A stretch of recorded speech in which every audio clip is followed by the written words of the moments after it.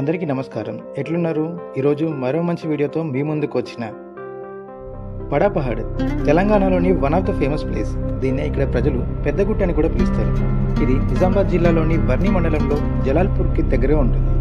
నిజామాబాద్ నుంచి 43 కిలోమీటర్ల దూరంలో, అలాగే కామారెడ్డి నుంచి 53 కిలోమీటర్ల దూరంలో ఉంటుంది. ఈ బడా పహాడ్ 700 సంవత్సరాల చరిత్ర కలిగి ఉంది. బాబా సాయిదుల్లా గారి మసీద్ గుట్టపైన ఉంటుంది. బాబాను దర్శించుకోవడానికి దాదాపు 1000 మెట్లు ఎక్కాల్సి ఉంటుంది.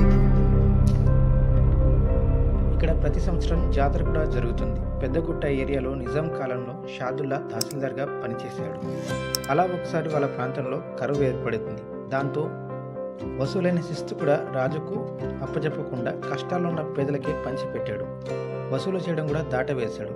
దాంతో రాజుకు కోపం వచ్చింది. ఒకరిని ఇలా వదిలిపెడితే అందరూ రకరకాల కారణాలు చెప్పి ఇలా ఏదో ఒకటి చేసే అవకాశం ఉందని షాదుల్లాను పట్టుకురమ్మని సైనికులను పంపించాడు. షాదుల్లాకు సైనికులకు మధ్య యుద్ధమే జరిగింది.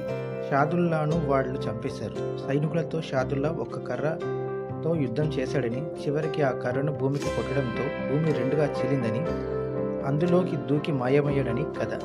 పెద్దగుట్ట మీద షాదుల్లా సమాధి ఉంది.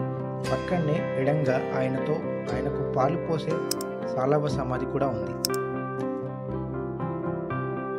మందులు చేయడానికి ఎన్నో బృందాలు అక్కడికి వస్తుంటాయి. ప్రతి సంవత్సరం అక్కడ పెద్ద ఎత్తున ఉర్స్ యాత్ర కూడా జరుగుతుంది.